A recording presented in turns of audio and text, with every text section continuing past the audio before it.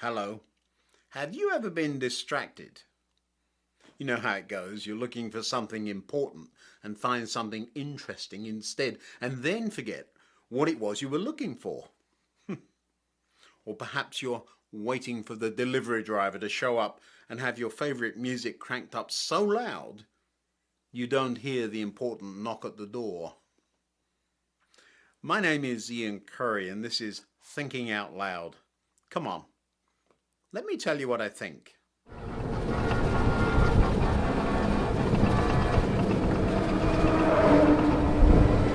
There's a lovely word in the title today. See if you can make the noise it suggests. Squelch. There are two definitions I found for that word. One of them is almost onomatopoeic. Squelch, the sound of walking through wet mud. Squelch, squelch. The other definition will take a little more explanation, but it's to do with radio signals. Here's how it works. When you listen to a radio station that has been broadcast through the air, transmitted, then it has to travel through a whole lot of other signals to get to you. Some of those are just noise coming from all sorts of places. Anything with a motor, a spark plug, or even just current flowing through a cable can all produce static noise that gets in the path of our favourite station. As we get further away from the transmitter at the radio station, our station's signal gets weaker and weaker until all that noise, the static, overpowers the signal we were trying to listen to. These days, with digital broadcast techniques, we really don't notice static so much. Our signal just stops working. We don't actually hear the static so often, but it might be why our favourite station isn't reaching us. Not all radios use digital signals. Many walkie-talkies and some everyday older stations still use technology more susceptible to static. I tried to recreate it using these radios, but even though technology has left them far behind, I think they're too new to hear static well. One of the things that helps a very great deal to stop static being an annoying sound in the background is a control marked squelch. Adjusting this control magically eliminates that nasty noise. Clever, eh? But there's a problem. If you turn it too far, the signal you do want to hear goes away too. Here I have to back up a tiny bit further, but don't worry, I won't get too complicated, I promise. Something called signal to noise ratio becomes a big factor in where the squelch control can effectively be set. Signal to noise ratios. That sounds complicated, right? Well, it really isn't. It's just a way of measuring the amount of signal you're receiving from the transmitter you want to listen to compared to all the other nuisance noise you don't want to hear. If your signal starts to get small in comparison to the noise, eventually it gets buried in the noise. And although if you listen very, very carefully, you might hear what you want to hear, when your station or the other walkie-talkie stops speaking, all you hear is an annoying mush of static. As you get further away from the transmitter, of course, your wanted signal gets smaller and smaller. And if it's a particularly staticky day, it becomes impossible to tune in properly, no matter how you adjust the squelch control. This week, I noticed a good friend of mine had posted a video on the internet, and I thought it would be really interesting to watch. I wondered what he might have to say, since he always has good insight on important things. I clicked and started watching. As I watched, I noticed something written on his shirt. Just 2 words, a brand. I wondered what it was. Was that the group that was in the news? I paused the video and Googled the 2 words to find out. Ah, yes, that's what I thought. Now I remember. That was the group that got all messed up in that scandal not too long ago. I wonder how that ended. Did the situation resolve, or is that still going on? Google again. Oh wow, I thought that would have been over by now.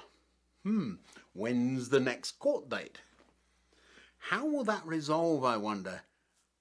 It seemed like a frivolous thing at the beginning, but certainly has turned into a huge important deal now.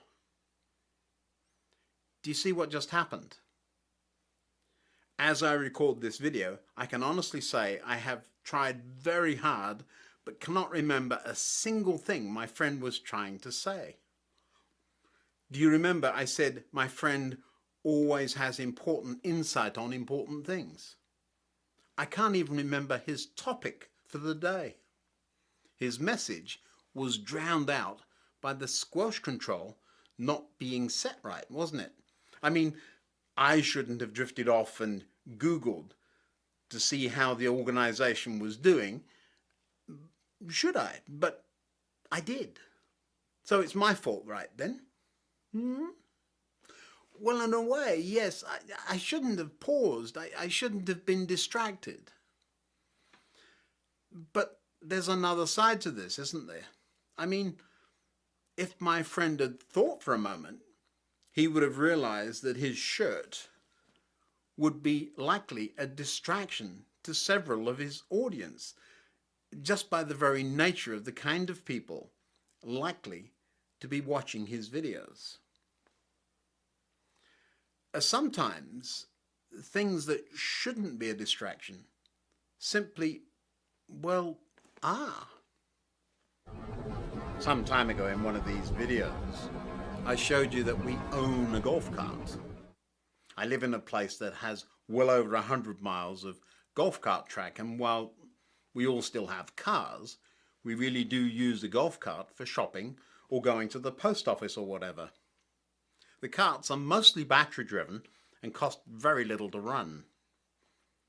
Being electrically powered, there are several charging points around town just in case we forget to fill up before we go somewhere. The carts have a range of 20 or 30 miles, but sometimes we still forget to charge them, so need help. 1 or 2 people made comments about how silly electric vehicles are. I was quite surprised because mostly in our town, we know it's not the silly golf carts causing the problem, or the poor technology, or anything to do with climate change, or whatever else, but the silly owners forgetting to charge them.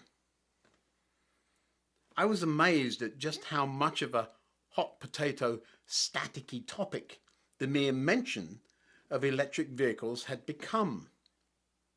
Who knew?